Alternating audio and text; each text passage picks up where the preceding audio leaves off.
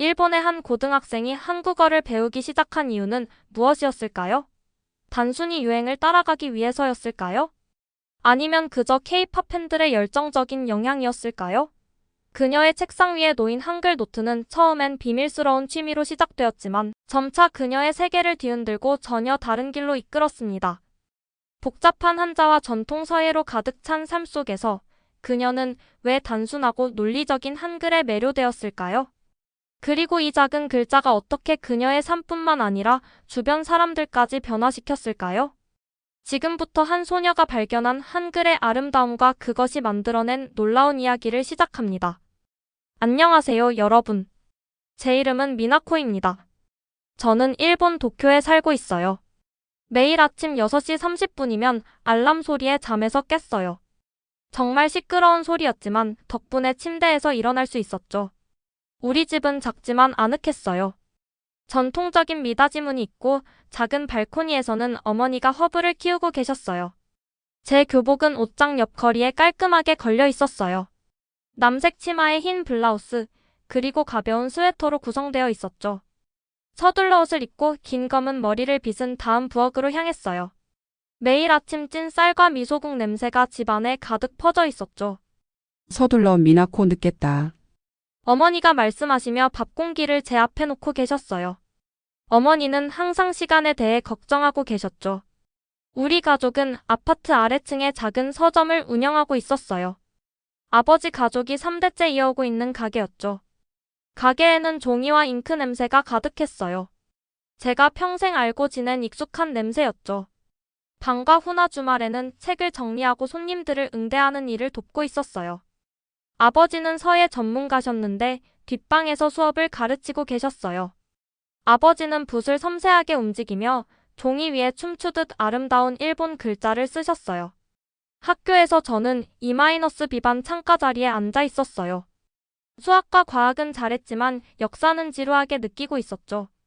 우리 역사 선생님이신 타나카 선생님은 일본의 위대함에 대해 이야기하시면서도 다른 나라들, 특히 한국에 대해서는 거의 언급하지 않으셨어요. 한국을 말씀하실 때는 주로 선분쟁이나 정치적 논쟁에 관한 것뿐이었죠. 한국 문화나 사람들에 대해서는 전혀 말씀하지 않으셨어요.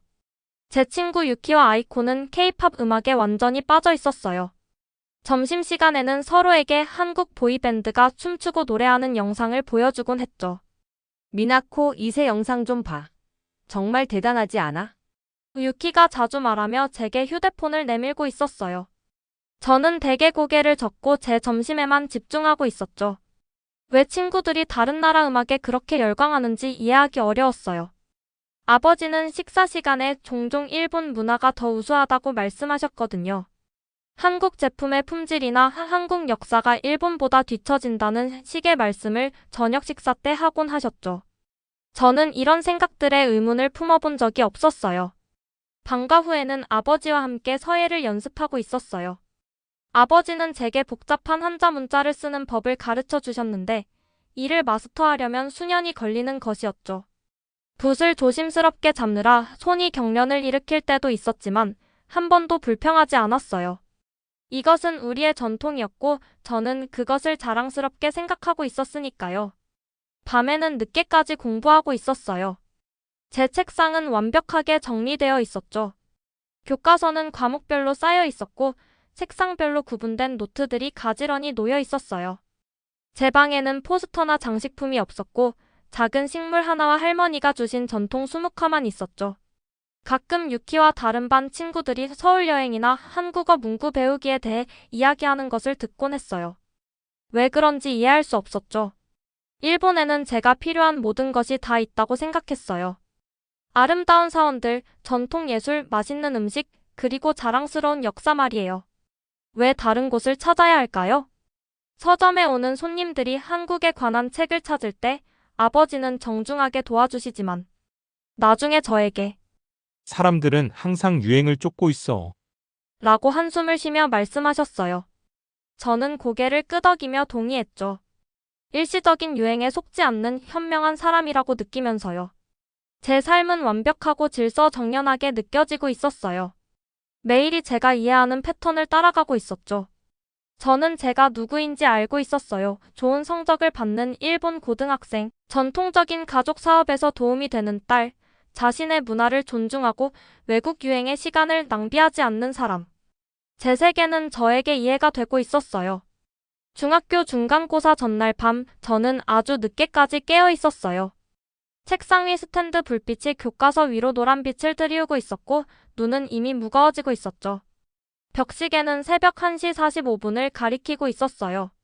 몇 시간 동안 공부하느라 수학 공식들이 책장에서 점점 흐릿하게 보이기 시작했어요. 잠깐 쉬기로 했어요.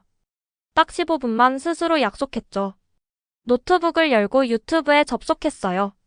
보통이라면 일본 공부 영상이나 서예 시범 영상을 봤을 거예요. 하지만 그날 밤 뭔가 이상한 일이 일어났어요. 컴퓨터가 같이 공부해요. 한국 고등학교 입시 준비라는 영상을 추천하고 있었거든요. 바로 나가려고 했어요. 왜 한국 학생이 공부하는 걸 보고 싶겠어요? 하지만 다른 걸 찾아볼 만큼 정신이 맑지 않아서 그냥 재생시켰어요. 영상에는 제 책상과 크게 다르지 않은 책상이 보이고 있었어요. 학생의 손이 노트북 위를 움직이며 과학시험을 위한 노트를 작성하고 있었죠. 하지만 그 글씨는 제가 본 적 없는 것이었어요. 제가 자라면서 배운 복잡한 일본 한자도 아니고 우리가 매일 사용하는 둥글둥글한 히라가나도 아니었어요. 이 글자들은 달라 보였어요. 작은 퍼즐처럼 맞춰지는 선과 원으로 이루어진 단순한 모양이었죠. 화면에 더 가까이 다가가고 있었어요. 이 글자들에는 뭔가 아름다운 것이 있었어요. 깔끔하고 조직적으로 보였죠. 각 글자는 비슷한 부분들로 만들어진 것 같았지만 다른 방식으로 배열되어 있었어요. 읽을 수는 없었지만 패턴은 볼 수 있었어요. 5분이 지나고 10분 그리고 30분이 흘렀어요. 쉬는 시간 제한을 완전히 잊고 있었죠. 수학 문제로 돌아가는 대신 다른 한국 공부 영상을 클릭했고 또 다른 영상을 클릭했어요. 각 영상에서 같은 매력적인 글자들이 페이지마다 가득 채워지는 걸 보고 있었어요. 결국 검색창에 한국어 글자라고 입력했어요. 이 글자 체계가 한글이라고 불린다는 걸 알게 됐어요. 일본어나 중국어 글자와 달리 한글은 약 600년 전 세종이라는 한국의 왕에 의해 만들어졌다고 했어요. 그전에는 한국 사람들이 배우기 어려운 복잡한 중국 문자를 사용해야 했대요. 세종대왕은 교육을 받을 여유가 있는 부자들만이 아니라 모든 사람이 읽고 쓸 수 있기를 원했어요. 그래서 간단하고 논리적인 한글을 만들었죠. 각 글자는 그 소리를 낼 때 입이 만드는 모양을 보여준다고 했어요. 이 아이디어에 놀라고 있었어요. 우리 일본어 글자 체계는 암기해야 할 수천 개의 문자로 마스터하는데 수년이 걸렸어요. 하지만 한글은 단 24개의 기본 글자만 있고 이것들을 여러 방식으로 조합할 수 있대요. 영상에서는 대부분의 사람들이 단 몇 시간 만에 한글을 읽는 법을 배울 수 있다고 설명하고 있었어요. 다음날 아침 너무 늦게까지 깨어 있어서 지쳐 있었지만 제 안에서 뭔가가 바뀌었어요. 학교에서 점심시간에 전에는 한 번도 신경 쓰지 않았던 것을 발견했어요. 아이코의 필통에 한국어 글자가 적혀 있었던 거예요. 그 글자들은 제가 영상에서 본 것과 같아 보였어요. 아이코에게 필통에 있는 글자가 무슨 뜻인지 물어봤어요. 제가 한국 관련 것에 관심을 보이자 놀란 표정을 짓고 있었어요. 그건 그녀가 좋아하는 K-팝 그룹의 이름이라고 했어요. 평소라면 눈을 굴렸겠지만 대신 한국어 글자를 읽을 줄 아는지 물어봤어요. 아이코는 읽을 줄 몰랐고 그냥 어떻게 생겼는지가 좋다고 했어요. 하지만 이제 저는 더 알고 싶어졌어요. 그날 오후 역사 수업 시간에 타나카 선생님이 일본 본권 영주들에 대해 이야기하는 동안 제 노트 구석에 한글 글자를 끄적이고 있었어요. 기억에 남아있는 모양을 따라 그려보려 했죠. 그날 밤 이상한 꿈을 꿨어요. 한글 글자로 가득 찬 거대한 벽 앞에 서 있었어요. 보고 있는데 글자들이 움직이기 시작하더니 스스로 재배열되면서 문과 창문을 형성하고 있었어요. 다른 쪽에 뭐가 있는지 궁금해서 그 문 중 하나를 향해 걸어가고 있었어요. 막 걸어 들어가려는 순간 잠에서 깼어요. 그 꿈은 하루 종일 제 머릿속에 남아 있었어요. 그 글자들, 그 문들에 대해 계속 생각하고 있었죠. 생애 처음으로 제 질서정연한 세계 밖에 뭔가 중요한 것이 있다고 느꼈어요. 제가 발견해야 할 무언가가 있다고 느끼고 있었죠. 늦은 밤 영상에서 한글을 발견한 후 저는 그 아름다운 한국 글자들에 대한 생각을 멈출 수 없었어요. 다음날 학교가 끝난 후 바로 집으로 가는 대신 서점에 들렀어요. 우리 가족 서점이 아니라 쇼핑 구역에 있는 큰 서점이었죠. 거기서는 아무도 저를 알아볼 수 없었거든요. 언어 섹션으로 걸어갈 때 심장이 빠르게 뛰고 있었어요. 만약 학교 친구들이 저를 본다면 어쩌죠? 혹시 아버지에게 말하면 어떡하죠? 밝은 파란색 표지의 작은 한국어 책을 찾았어요. 빠르게 계산을 마치고 책을 가방 깊숙이 집어넣었어요. 아무도 볼 수 없는 곳에 말이죠. 그날 밤 부모님이 주무실 때까지 기다렸어요. 마침내 책을 꺼내 펼쳤을 때 시계는 밤 11시 30분을 가리키고 있었어요. 첫 페이지에는 기본 한글 자음과 모음이 나와 있었죠. 손가락으로 기역 글자를 따라 그려봤어요. 단순한 직각 모양처럼 보였어요. 그 다음 리을은 번개를 연상시켰죠. 각 글자마다 명확한 모양과 소리가 있었어요. 학교 노트북이 아닌 이 목적을 위해 구입한 무지 노트를 집어들었어요. 조심스러운 필체로 각 글자를 베끼며 소리를 작게 혼잣말로 읊고 있었어요. 기역 니은 미음 리을. 입안에서 낯설게 느껴지는 소리였지만 동시에 흥미진진했어요. 시간이 흐르면서 제 비밀은 커져갔어요. 휴대폰에 언어 앱을 다운로드하고 혼자 있을 때마다 연습하고 있었죠. 화장실에서 이어폰을 끼고 전철 안에서 늦은 밤 이불 속에서 화면 밝기를 낮춰가며 말이에요. 한글 글자들이 모여서 음절을 만든다는 것을 배웠어요. 비읍 더하기 아는 바가 되고 여기에 디귿을 아래에 추가하면 바지 되는 거였어요. 이 책에는 정말 논리적이었어요. 비밀 공부를 시작한 지 한 달 후 새로운 걸 시도할 용기가 생겼어요. 온라인 한국어 언어 교환 그룹을 찾았죠. 웹사이트에서는 실제 한국어 화자들과 연습할 수 있다고 했어요. 떨리는 손으로 계정을 만들고 초보자 채팅방에 참여했어요. 화면은 메시지로 가득 찼어요. 일부는 영어였고 일부는 한국어였죠. 많은 사람들이 자신을 K-팝 팬이라고 소개하며 노래 가사를 이해하고 싶다고 했어요. 제가 글자 체계 자체에 관심이 있다고 타이핑했을 때 누군가 진지한 거냐고 물었어요. 그들은 제가 농담하는 줄 알았던 거예요. 도전받은 기분이 들어서 조심스럽게 한글로 첫 문장을 타이핑했어요. 안녕하세요. 저는 미나코입니다. 반응은 즉각적이었어요. 여러 사람들이 격려 메시지를 보냈죠. 한 사용자 이름이 눈에 띄었어요. HANAKIM97? 그녀는 제가 어디 출신인지 물었어요. 제가 일본이라고 했을 때 잠시 멈춤이 있었죠. 그런 다음 HANAKIM97이 개인 메시지를 보냈는데 그녀는 오사카에 살고 있는 한국과 일본 혼혈이라고 했어요. 그리고 제게 연습을 도와주겠다고 했죠. 우리의 첫 영상통화는 무서웠어요. 부모님이 제가 한국어를 말하는 걸 들으면 어떡하죠? 토요일 오후 부모님이 쇼핑하러 나가실 때까지 기다렸어요. 하나가 제 화면에 나타났어요. 짧은 머리에 친근한 미소를 지닌 제 또래 여자아이였죠. 그녀는 제 발음을 교정해주고 한국어 존댓말에 대해 가르쳐 주었어요. 더 중요한 건 그녀가 두 문화 사이에서 자라난 이야기를 들려주었다는 거예요. 그녀는 제가 전에 한 번도 이해하지 못했던 방식으로 양쪽을 모두 이해하고 있었어요. 다음 몇 주 동안 하나는 제 비공식 선생님이 되었어요. 그녀는 연습 시트를 보내주고 제 글쓰기를 교정해 주었죠. 그녀의 도움으로 더 빨리 배웠고 플래시 카드를 만들어 동사 활용을 공부했어요. 처음으로 제작은 도쿄 생활보다 더 큰 무언가의 일부가 된 것 같은 느낌이 들고 있었어요. 비 오는 화요일에 모든 것이 바뀌었어요. 책상에서 연습하고 있었는데 완벽한 글자를 만드는데 너무 집중한 나머지 문이 열리는 소리를 듣지 못했어요. 아버지가 문간에 서 계셨고 시선은 제 한국어 책에 고정되어 있었어요.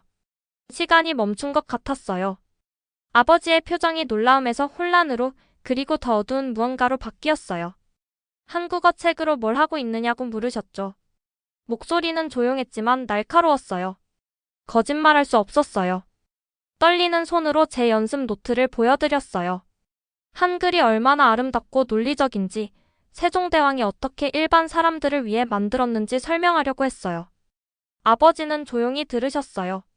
그런 다음 우리 가족이 몇 세대에 걸쳐 일본 서예를 연습해 왔다고 상기시켜 주셨죠. 일본 예술을 아직 마스터하지 못했는데 왜 한국어 배우는데 시간을 낭비하냐고 물으셨어요. 가족의 충성심과 전통에 대해 언급하셨죠. 아버지의 실망감이 우리 사이에 무겁게 머물러 있었어요. 그날 밤 잠을 이룰 수 없었어요. 아버지는 한국어 공부를 금지하지는 않으셨지만 그분의 불만이 저를 무겁게 누르고 있었죠. 천장을 바라보며 한글 글자들, 하나 새로운 세계로 가는 문들에 대해 생각하고 있었어요. 아침이 되자 결심을 했어요. 일본 유산을 거부하기 위해서가 아니라 제2의 폭을 넓히기 위해 한국어 공부를 계속하기로 했어요. 이 문턱을 넘는다는 것은 단지 가족의 기대에 도전하는 것뿐만 아니라 제가 전에 결코 의문을 품지 않았던 편견들에도 도전하는 것임을 깨달았어요. 아버지가 제 한국어 공부를 발견하신 후 저는 더 조심하면서도 더 단단한 결심을 하게 됐어요. 한글 연습을 공유하기 위한 특별한 인스타그램 계정을 만들었죠. 제 실명이나 얼굴은 공개하지 않았어요. 그냥 제가 배운 짧은 한국어 문장들과 함께 제 손글씨 사진만 올리고 있었어요. 첫날 간단한 인사말을 올렸어요. 안녕하세요. 큰 기대는 하지 않았죠. 아마 몇몇 사람들이 보게 될까 싶었어요. 하지만 다음날 학교가 끝나고 휴대폰을 확인했을 때 정말 놀랐어요. 좋아요 27개와 댓글 5개가 달려 있었거든요. SEOULSCRIB라는 사용자 이름을 가진 누군가가 제 손글씨가 가능성을 보여준다고 써놓았더라고요. 매일 새로운 연습 시트를 올렸어요. 팔로워 수가 빠르게 늘어나고 있었죠. 대부분은 다른 언어 학습자들이었지만 몇몇은 실제 한국 서예 예술가들이었어요. 그들은 붓 압력과 글자 균형에 대한 팁을 주고 있었어요. 인터넷상의 이 낯선 사람들이 제 한글 여정에서 첫 번째 진짜 동맹자가 되었죠. SEOULSCRIB의 한 댓글이 저를 특히 기쁘게 했어요. 제 획 균형이 크게 향상되고 있으며 제 글자들이 한글의 아름다움에 대한 진정한 이해를 보여준다고 했거든요. 제가 만든 것에 대해 이렇게 자랑스러웠던 적은 없었어요. 온라인에서의 자신감이 커지면서 무서운 시도를 해보기로 했어요. 도쿄에서 실제 한국어 모임에 참여하는 거였죠. 신주쿠역 근처 카페에서 토요일 오후마다 모이는 모임을 찾았어요. 처음 갔을 때 손에는 땀이 나고 있었고 긴장으로 배가 꽉 조여오는 느낌이었어요. 카페는 작고 아늑했어요. 창가에는 식물들이 놓여 있었고 부드러운 음악이 흘러나오고 있었죠. 약 10명 정도가 붙여놓은 테이블 주위에 앉아 있었어요. 몇몇은 일본인처럼 보였고 다른 이들은 한국인, 그리고 몇몇은 다른 나라에서 온 사람들이었어요. 제가 들어갔을 때 모두가 저를 쳐다보고 있었어요. 거의 돌아서서 도망칠 뻔했어요. 대신 깊게 숨을 들이쉬고 빈 의자에 앉았어요. 그룹 리더가 모두에게 한국어로 자기소개를 해달라고 부탁했어요. 제 차례가 왔을 때 연습했던 모든 한국어 단어들이 머릿속에서 사라져버린 것 같았어요. 당황스러움에 얼굴이 붉어지면서 기본적인 자기소개를 더듬더듬 했어요. 몇몇 사람들은 격려하듯 미소를 지었지만 다른 이들은 조급해 보였어요. 한 대학생은 왜 갑자기 한국어에 관심을 갖게 됐냐고 물었어요. 그의 어조는 제가 그저 유행을 따르고 있다고 생각하는 것 같았어요. 한글 디자인에 대한 매력을 설명하려고 했지만 제한된 어휘로 인해 어려웠어요. 모임이 끝난 후 대부분의 사람들은 빠르게 자리를 떴어요. 실패한 것 같은 기분이 들었죠. 하지만 제가 물건을 정리하고 있을 때 나이 지긋한 한국인 여성분이 다가오셨어요. 그분의 이름은 김미숙님이었고 40년 동안 일본에서 살고 계셨대요. 그분은 다음 주말에 전통 한국차 예절에 참여해보지 않겠냐고 저를 초대해 주셨어요. 김 여사님의 아파트는 아름다운 한국 물건들로 가득 차 있었어요. 그림, 도자기, 그리고 책들이요. 그분이 전통적인 방식으로 차를 준비하시는 동안 한국에서 자라면서 겪은 이야기들을 들려주셨어요. 또한 어려운 이야기들도 해주셨죠. 일본의 한국 점령, 우리나라들 사이의 아픈 역사, 제 역사책들이 전혀 언급하지 않았던 이야기들이요. 이런 대화들은 듣기 힘들었어요. 처음에는 제가 자라면서 알아온 일본의 이미지를 보호하고 싶은 마음에 방어적이었어요. 하지만 김 여사님은 이야기하실 때 화가 나 있지 않았어요. 그저 제가 전체 그림을 이해하길 원하셨죠. 이것은 또 다른 종류의 시험이었어요. 새로운 관심사를 여전히 사랑하면서도 불편한 진실을 배우는 것이요. 학교에서도 상황이 바뀌었어요. 역사 수업에서 한일 관계에 대해 질문하기 시작했을 때 타나카 선생님은 짜증을 내시는 것 같았어요. 교과 과정에 집중하고 논쟁적인 주제를 꺼내지 말라고 하셨죠. 친구들은 제 새로운 관심사에 혼란스러워했어요. 유키는 이 모든 시간이 지나서 결국 K-팝 팬이 되는 거냐고 물었어요. 음악뿐만 아니라 언어 자체에 관심이 있다고 설명하려 했지만 그녀는 정말로 이해하지 못하고 있었어요. 심지어 제 혼혈 한국인 친구인 하나도 가끔 저에게 실망하곤 했어요. 제가 한국 문화를 낭만화할 때 그녀는 모든 나라에는 좋은 점과 나쁜 점이 있다고 상기시켜 주었어요. 그녀는 제가 더 깊고 현실적인 이해를 발전시키도록 밀어붙이고 있었죠. 가장 큰 도전은 선생님이 문화연구 프로젝트를 발표했을 때 왔어요. 각 학생은 자신이 선택한 주제에 대해 발표하게 되어 있었죠. 망설임 없이 한글의 창제와 구조를 선택했어요. 제가 말하자마자 교실 전체에 속삭임이 퍼져나갔어요. 모두가 제가 이전에는 한국 관련된 것을 항상 피했다는 걸 알고 있었거든요. 2주 동안 준비했어요. 한글 글자가 어떻게 입모양을 나타내는지 보여주는 아름다운 포스터들을 만들었어요. 매일 밤 발표 연습을 하고 있었죠. 하지만 발표 날이 다가올수록 긴장감은 더 커지고 있었어요. 모두 앞에 서서 제 열정을 공유하는 것은 지금까지 가장 큰 시험처럼 느껴졌어요. 제 차례가 되자 떨리는 손으로 교실 앞으로 걸어갔어요. 뒤에 있는 화이트보드는 비어있고 기다리고 있었죠. 마커를 집어들고 깊은 숨을 들이신 다음 첫 번째 한글 글자를 그리기 시작했어요. 한글에 대한 제 발표는 예상보다 더 잘 됐어요. 몇몇 반 친구들은 혼란스러워 보였지만 다른 아이들은 진심으로 관심을 보이고 있었어요. 선생님은 제 상세한 연구를 칭찬하며 좋은 점수를 주셨죠. 이 작은 성공으로 더 큰 도전을 할 용기가 생겼어요. 한국을 방문하고 싶었거든요. 몇 주 동안 용돈을 모으고 우리 서점에서 추가 근무를 하고 있었어요. 서울의 안전한 동네와 예산에 맞는 호텔을 찾아보고 있었죠. 마침내 봄방학 동안 방문하겠다는 계획을 부모님께 말씀드렸을 때 놀라시긴 했지만 화를 내진 않으셨어요. 어머니는 제 안전을 걱정하시는 눈치였고 아버지는 한참 동안 조용히 계시다가 가도 좋지만 단 5일만, 그리고 매일 저녁 전화를 해야 한다는 조건을 내셨어요. 서울행 비행기 안에서 한국어 회화책을 공부하고 있었어요. 몇 달 동안 연습했지만 이제 정말로 한국에 가게 되니 자신감이 흔들리고 있었어요. 만약 아무도 제 말을 이해하지 못하면 어쩌죠?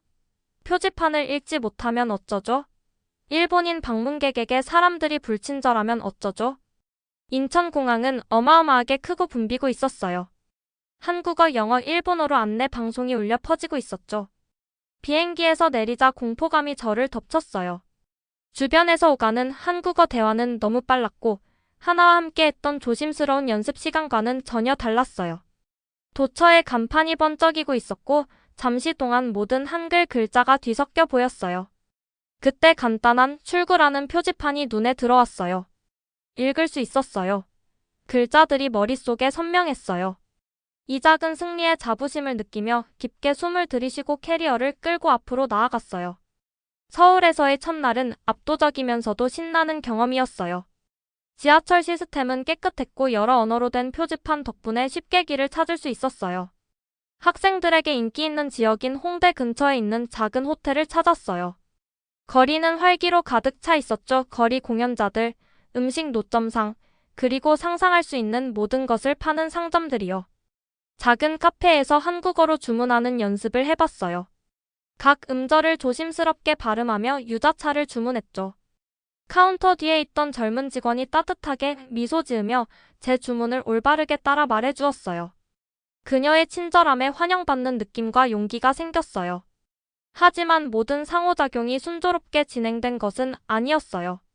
다음 날 북촌 한옥마을 근처의 전통 찻집을 방문했어요. 아름다운 옛 건물에는 나무 바닥과 종이 창문이 있었어요. 최선을 다해 한국어로 주문하려고 했지만 찻집을 운영하는 나이 지긋한 여성은 인상을 찌푸리며 고개를 저었어요. 제 발음을 이해하지 못하고 있었어요. 얼굴이 붉어진 채로 대신 메뉴판을 가리켰어요. 그녀는 미소 없이 차를 가져다 주었고 저는 어색한 외부인처럼 느껴지고 있었어요.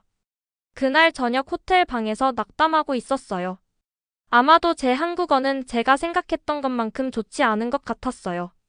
어쩌면 이 모든 여정이 실수였을지도 모른다는 생각이 들었어요.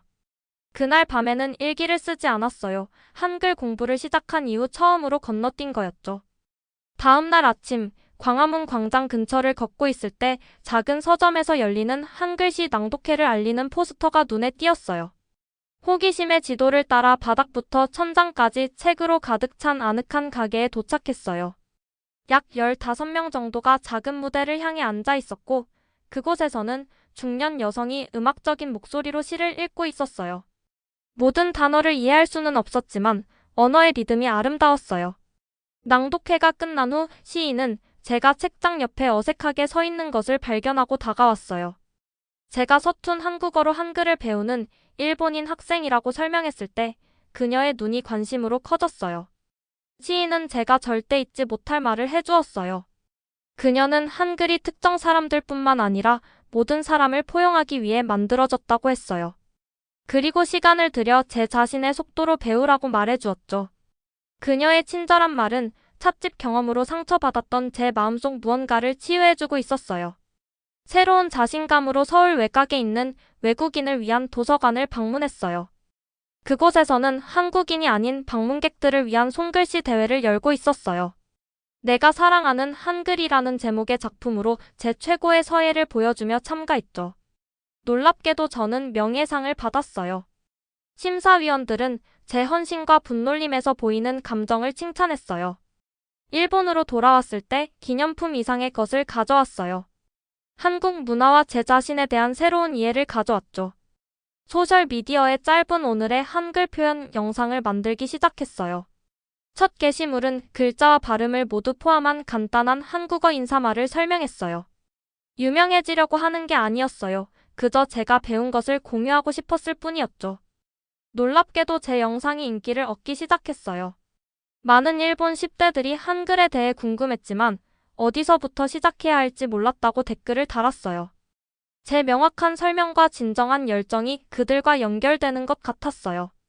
제 개인적인 여정으로 시작된 것이 더 큰 무언가로 발전하고 있었어요. 가족의 태도도 서서히 바뀌었어요. 제가 얼마나 진지한지 본 후 아버지는 우리 서점에 한국어 책을 몇 권 전시하도록 허락해 주셨어요. 우리는 한국과 일본 자료를 모두 담은 작은 문화교류 섹션을 만들었어요. 일부 고객들은 놀라워했지만 많은 사람들이 관심을 보였어요.